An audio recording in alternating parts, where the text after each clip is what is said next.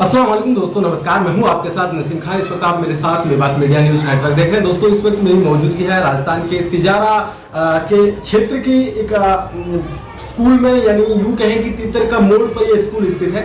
और इसके जो डायरेक्टर साहब हैं वो एक मेंबर ऑफ पंचायत समिति भी है और स्कूल के डायरेक्टर भी हैं। बातचीत करेंगे। और दरअसल ईद भी आ रही है और रमजान का पाक महीना भी चल रहा है। इस संदर्भ में हम बाइट लेंगे। स्कूल की तरफ से शुभकामनाएं भी आपको देंगे और सर की तरफ से भी शुभकामनाएं आपको देंगे। सर, सबसे पहले आपका बहुत बहुत स्वागत है। धन्यवाद। सर, रमजान का पाक महीना चल रहा है और इस वक्त आप स्कूल में बैठे हुए हैं। खैर, बातचीत करेंगे हम व्यक्ति तौर पर। सर, स्कूल के मामले में बात नहीं करेंगे क्योंकि हम आपसे इंटरव्यू लेना चाह रहे हैं। सर, ईद आ रही है, एडवांस में किस तरीके से हमारे दर्शकों के लिए सबसे पहले बधाई देंगे? सबसे पहले मैं ईद के शुभ त्यौहार के उपलक्ष्य में सभी बहन भाइयों को, हिंदू मुस्लिमों को जी इस त्यौहार की हार्दिक तहे दिल से हार्दिक शुभकामनाएं देता हूं और हार्दिक बधाई देता हूं। सभी भाई इसको मिलजुल के प्यार प्रेम से मनाएं और अच्छे से मनाएं। ये त्यौहार हमारा साल में एक बार आता है और इसको बहुत अच्छे तरीके से अपने मनाना है। सर, देश में जिस तरीके का माहौल बना हुआ है, क्योंकि आप एक राजनीति में भी हैं और फिलहाल भी एक पद पर भी हैं, देश में कई तरीके का माहौल बना हुआ है, आपको भी पता है सर।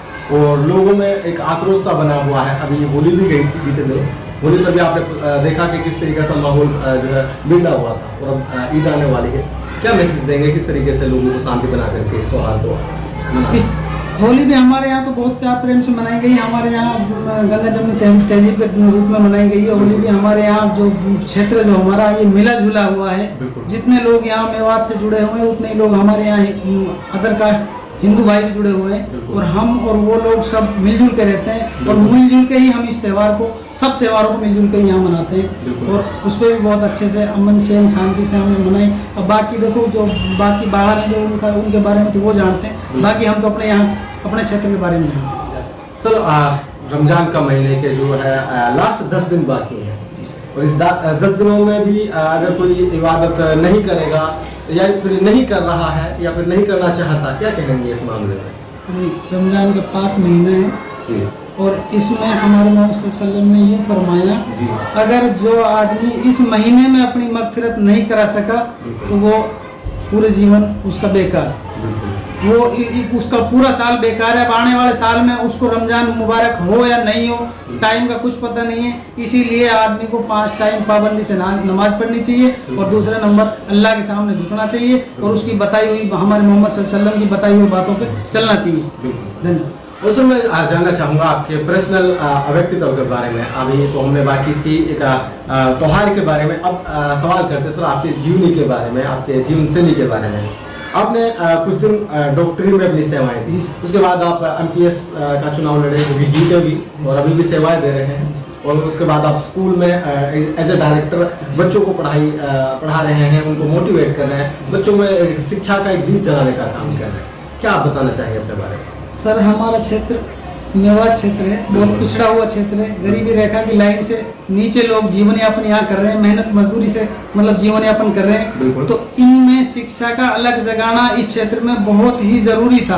बिल्कुल। बहुत सी गवर्नमेंट स्कूलें भी हैं, काफी खुली हुई हैं और फिर कुछ कमियां हैं, तो जैसे प्राइवेट स्कूलों की भी जरूरत है। तो इसीलिए हम इस क्षेत्र को शिक्षा के क्षेत्र में आगे बढ़ाना चाहते हैं। हमारी सरकार बहुत भरपूर मदद कर रही है और पहले से ही करती आ रही है और हम ये चाहते हैं कि यहाँ से भी IAS IPS इस क्षेत्र से भी हमारे बच्चे निकलें। बिल्कुल।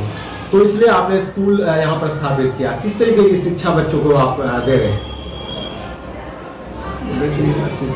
अच्छी शिक्षा यहाँ दे रहे हैं हम और अच्छे से मेहनत कर रहे हैं। हमारे पास जितने भी बच्चे हैं वो 50-50 का रेशो है दोनों, और अच्छे से हम डील कर रहे हैं, अच्छे से कोऑपरेट कर रहे हैं और हम चाहते हैं कि ये बच्चे हमारे आगे चल के अच्छी सेवाएं, आगे चल के अच्छे बड़े ओहदों पे ये लगें जाके और अच्छी सेवाएं वहाँ दें ताकि हमारा और हमारे क्षेत्र का नाम रोशन हो। चलिए, तमाम बातचीत के लिए बहुत बहुत शुक्रिया। अंत में हमारे दर्शकों के लिए क्या मैसेज देंगे खास अपनी तरफ से? अपनी तरफ से यही मैसेज है कि ईद का त्यौहार हमारे सामने आ रहा है, इसको मिलजुल के मनाएं सभी भाई देशवासी और सभी को शुभकामनाएं हमारी तरफ से, विद्यालय की तरफ से, पॉलिटिक्स की तरफ से। शुक्रिया, जय हिंद, धन्यवाद। चलिए, बहुत बहुत वालेकुम सलाम। दोस्तों, ये थे हमारे साथ जाकिर हुसैन जी, जिन्होंने अपने बारे में बताया दोस्तों इन्होंने सबसे पहले इलाके में डॉक्टरी सेवाएं दी, उसके बाद इन्होंने एमपीएस का चुनाव लड़ा ताकि इलाके का भला कर सके। फिर उसके बाद उन्होंने शिक्षा पर भी अपना फोकस किया, क्योंकि शिक्षा वो शेरनी का दूध है जो पिएगा दहाड़ेगा, ये कहावत कहीं ना कहीं इस इलाके पर फिट बैठती है। इन्होंने इलाके के लिए बहुत कुछ सोचा और समझा, इसीलिए यहाँ पर स्कूल स्थापित किया और बच्चों को कम पैसों में यानी उनके बजट के हिसाब से बच्चों को शिक्षा प्राप्त करा रहे हैं। इसके साथ साथ ये राजनीति में भी है और राजनीति में भी इन्होंने कई सारी जो है मेहनत की है, सेवाएं दी हैं, लोगों का भला चाहा है, समाज सेवाएं भी की हैं। खैर इन्होंने अपनी तरफ से इस त्योहार को लेकर के अपनी बातें रखी, इस बारे में कहा कि भाई जो ये इलाका है ये गंगा जमुनी तहजीब का इलाका है, यहाँ पर भाईचारे से त्योहार मनाया जाता है और इस तरीके से अभी भी मनाया जाएगा। खैर इस वीडियो के बारे में, स्कूल के बारे में, इस व्यक्ति के बारे में आपका क्या राय है कमेंट्स में लिख सकते हैं। इस वीडियो को तमाम दोस्तों तक शेयर जरूर करें। धन्यवाद।